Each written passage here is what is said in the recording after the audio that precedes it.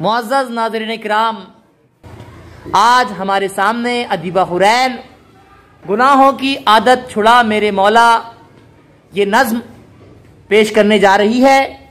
मैं उसे इस शेर के साथ दावत सुखन पेश करता हूं कि बिजलियों से जिसमें टकराने का होगा हौसला, बिजलियों से जिसमें टकराने का होगा हौसला, अब चमन में बस उसी का आशिया रह जाएगा। जोरदार तालियों से इस्तकबाल कीजिए अदीबा हुरैन का।